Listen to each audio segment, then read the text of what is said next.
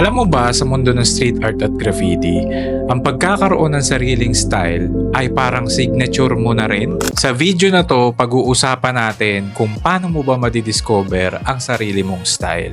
So what's up? Tsaka ako nga pala ulit si Angelo. This is my page, Mindshift with Angelo. Follow ka na para lagi ka updated sa mga street art, graffiti, and art content. At sama-sama nating i-discuss yung topic natin for today. So ano nga ba talaga? Paano mo nga ba talaga makukuha yung style? Paano to magiging tatak sa audience mo, sa sarili mong art at obra? Wala nang mahabang intro pa, diretso na agad tayo. So unang-unang paraan, syempre, paano mo mahanap yung style mo? Dapat alam mo muna kung ano yung mga influences mo. Ano ba yung mga ginagawa mo before ka pa nag-art? Nag-skateboard ka ba? Related ka ba sa punk scene? O related sa hip-hop scene? O kahit anong mga activity o ginagawa mo dati before ka nag-art? Maaari mong simulan doon kasi by nature, yun naman talaga ang kwento natin, di ba? Kaya yung mga artist may kanya-kanyang paliwanag yan sa kung paano nila sinimulan yung art nila at yung kwento nila. At yun na rin ang mga influences nila kung paano nila nasimulan yung art style.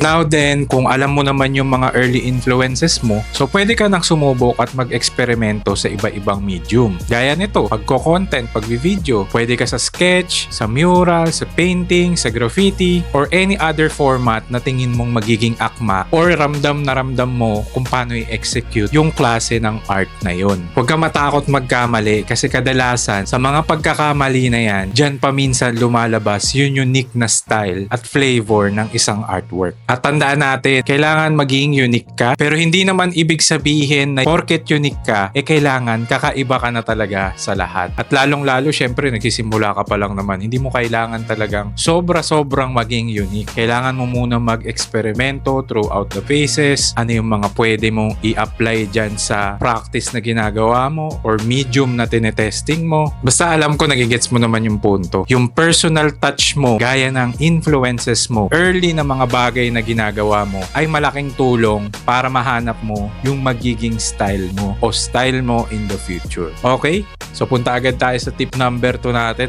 Siyempre sa style, yung early influences natin, pwede rin nating tignan yung mga similar artists on different fields, iba-ibang larangan kung ano yung mga nakapag-influensya sa atin. Maaaring sa music yan, sa visual art, video or documentary, filming, at iba-iba pang medium na pwede mong kuhaan ng reference. So dahil syempre alam ko na explore mo na rin yan dahil influence mo yan, hanapin mo yung mga magagaling doon sa style na yun at hindi ibig sabihin na hanapin sila para kumopya. Kundi maaari kang kumuha ng mga certain details or aspects sa gawa nila na siya ring magiging pundasyon mo para mabuo yung sariling style mo. Kasi alam naman natin sa kasabihan, di ba? Bad artist copy and good artist steal. So ibig sabihin ko lang doon hanapin natin yung mga taong tinitingala natin din when it comes to their style. Ano ba yung mga pwede nating matutunan sa kanila? Pagdating ba sa kulay, pwede nating makuha yun, ma-adapt yun, kung paano sila pumili ng kulay, paano sila gumawa ng outline, paano sila mag-edit ng videos, paano sila magsalita, paano sila magkwento. So napakaraming anggulo para makakuha ka ng inspirasyon at pwede mo silang pagsamasamahin para mabuo mo yung sarili mong style. So clear naman tayo dun, Kumuha ka rin ng inspirasyon sa mga artists na tinitingala mo. Okay, so punta agad tayo sa tip number 3 natin,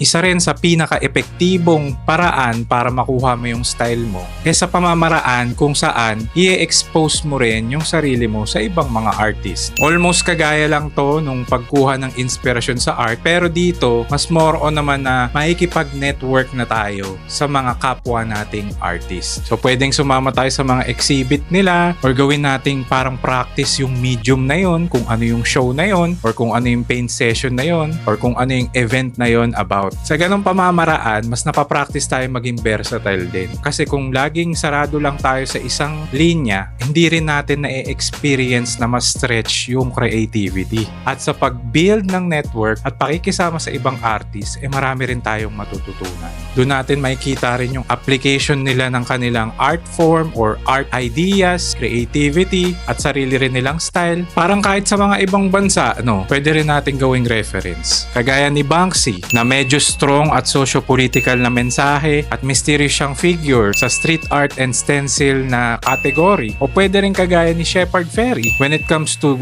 his graphic approach, medyo mas unique pero may elements pa rin kung ano yung influence niya sa paligid, di ba? Yung si Obey the Giant and yung mga other film references din niya na nakuhaan ng idea kung paano nag-start yung brand niya na Obey. Si Basquiat, may influence din siya when it comes to poetry, chaos, and yung energy ng artwork niya. Parang medyo obvious na may pagka-relatable sa punk scene or may references ng ganong genre or most likely siya rin yung influence ng ibang nasa punk scene at medyo may pagka-DIY and chaotic pero may ibig sabihin pag napaliwanag na niya yung title at yung description niya kung paano niya nagawa yung art na yon. Si Keith Haring, may mga simpleng illustrations, mga line work pero may kwento. Simple lang yung linya pero may malalim na mensahe. Ito rin isa sa mga notable na artist when it comes to style is yung kambal na si Os Gemios from Brazil. So nakikita natin sa style nila may pagka-cultural or tipong may parte ng kultura ng Brazil kagaya ng pagpili niya ng kulay, paghahanap niya ng tema, settings ng mga artworks niya, and yung style na mismo ay pwede ring maging align sa kung saan ka, tiga saang bansa ka, kung ano yung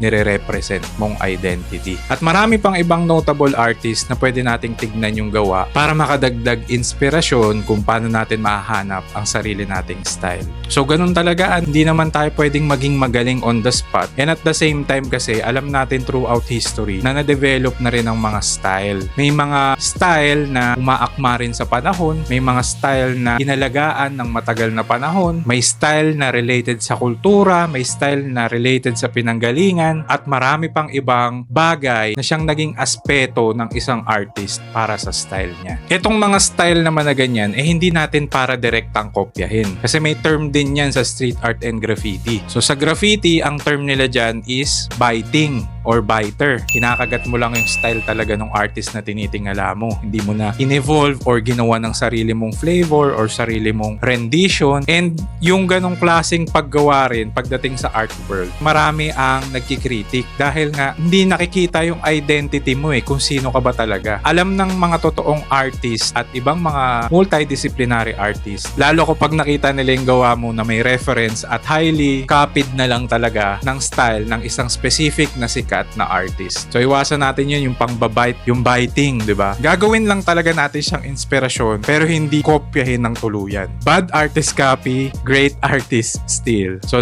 let's know the difference. So ngayon na na-inspire ka na, siguro oras na para umaksyon ka na rin, para ma-practice mo na yan, para ma-develop mo rin yung sarili mong identity. May a-advise ko sa'yo, mag-sketch ka araw-araw, practicein mo yung category or field ng art kung saan gusto mong makilala. So practicein mo, araw-araw ka mag-sketch, i-apply mo yung mga nakikita mong best practices ng iba, and syempre consistency builds progress. Mag-try ka rin ng mga bagong medium, mag-experiment ka, pwede ka sumubok ng spray, kung nasa spray paint ka, pwede ka naman magdagdag ng stencil or sumubok naman ng stencil. Kung sa digital, pwede ka naman magpumunta ulit sa traditional, yung gamit ang ball pen or color pen or mga markers. Sumali ka rin sa mga art events, sa mga collaboration, magpasa ka rin ng mga proposal sa mga brands na tinitingala mo or mga artists na tinitingala mong posible mong maging ka-collab. Kasi dyan sa mga experience na yan, dyan din mapapalawak ang interpretasyon mo kung paano mo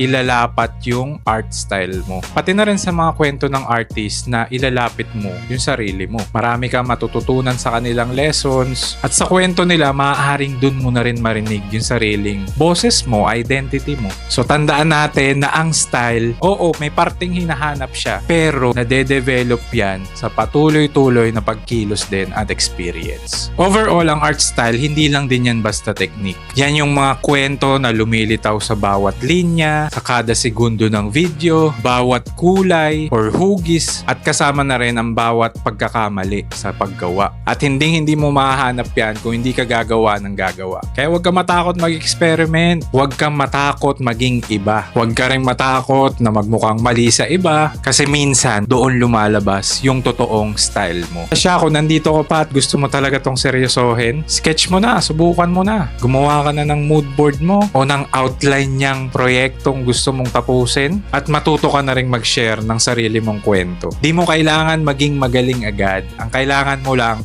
magsimula. Kung nakaabot ka sa punto ng video na to, follow mo na rin ako dyan. Follow mo na para updated ka lagi sa mga art, street art, graffiti content ko. Like, comment, and share mo na rin itong video na to sa nangangailangan. Sabay-sabay tayong mag-mind shift at sabay-sabay din tayong mahanap yung style talaga natin. Naghahanap din tayo ng boses dito at kung nahanap mo na yung sayo, wala nang pader na makakapigil sa'yo. Alright, ako nga pala ulit si Angelo. This is Mind Shift with Angelo. See you in the next video.